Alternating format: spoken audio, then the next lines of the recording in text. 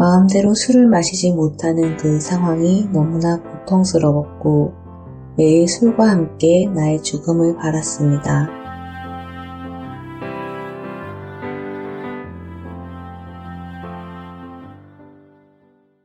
혼자 술을 마음껏 마시고 다음날 아침 눈을 뜨지 않았으면 좋겠다는 일념으로 집을 떠나 지방 어느 곳의 모텔에 들어갔습니다.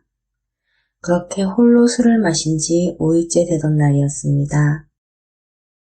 불현듯 나의 어머니가 내가 갑자기 사라진 충격 때문에 돌아가실지도 모른다는 두려움이 일었습니다. 나의 어머니는 20여 년 전에 중풍으로 쓰러진 적이 있었습니다.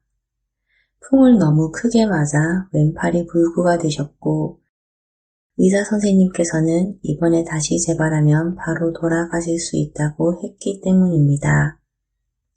두려움에 떨며 다시 집으로 돌아가기로 결심했습니다. 모텔에서 나와 만신창이가 된 몸으로 역에 내려 오빠에게 전화를 걸었습니다. 알고 보니 오빠는 회사를 쉬고 5일 동안 전국으로 나를 찾아 헤매고 다녔던 것입니다. 당시 그토록 숨기려 애써왔던 술 문제를 부모님이 알게 되며 아이를 데리고 친정으로 가게 되었습니다. 당시 4년이 넘는 세월 동안 오로지 술만 마시기 위해 살아왔던 나는 갑자기 부모님의 시선 하에 술을 마시지 못하는 상황에 놓여졌습니다.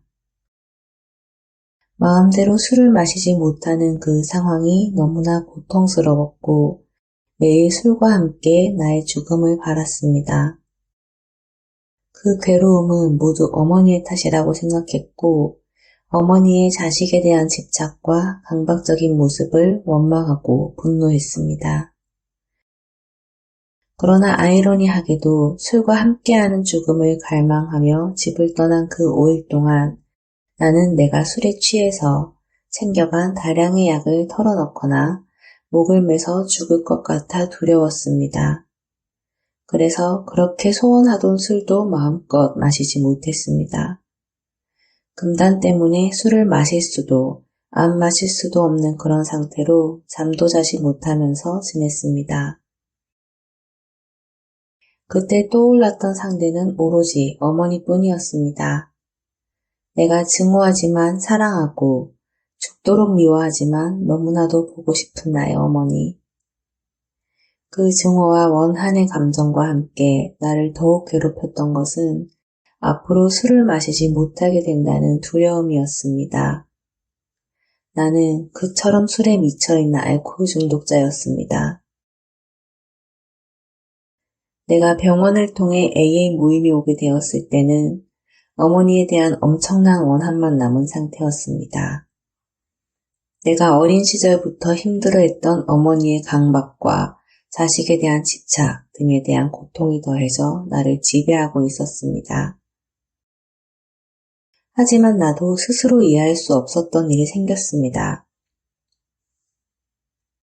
술을 마음껏 마시는 것이 삶이고 목적이었던 내가 매일 AA를 다니기 시작했다는 것입니다.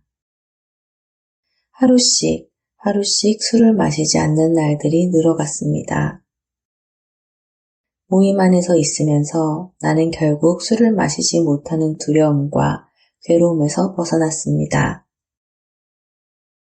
그리고 내가 앞으로 술 한 잔도 마시면서 살아갈 수 없는 알코올 중독자라는 사실을 시인하고 받아들였습니다. 이것이 바로 위대하신 힘께서 주신 첫 번째 기적이었습니다.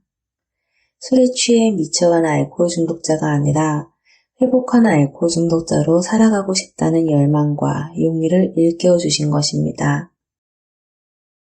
그러나 그것이 끝이 아니었습니다. 첫 번째 기적이 일어난 이후에도 여전히 내 앞에는 미움과 분노, 원한으로 뒤덮여 있는 나 자신이 놓여 있었습니다. 이 감정과 생각들이 너무도 고통스러워 나는 또다시 나의 죽음을 바라는 지경에 이르렀습니다. 매일 집에서 마주치고 나만을 바라보고 있는 어머니에 대한 원한과 미움의 감정과 생각들이 너무 괴로웠고 숨을 제대로 쉴 수조차 없었습니다. 단 한순간이라도 이 들끓는 마음 없이 평화롭고 온전하게 숨쉬는 것이 그 당시 나의 처절하고 유일한 바람이었습니다.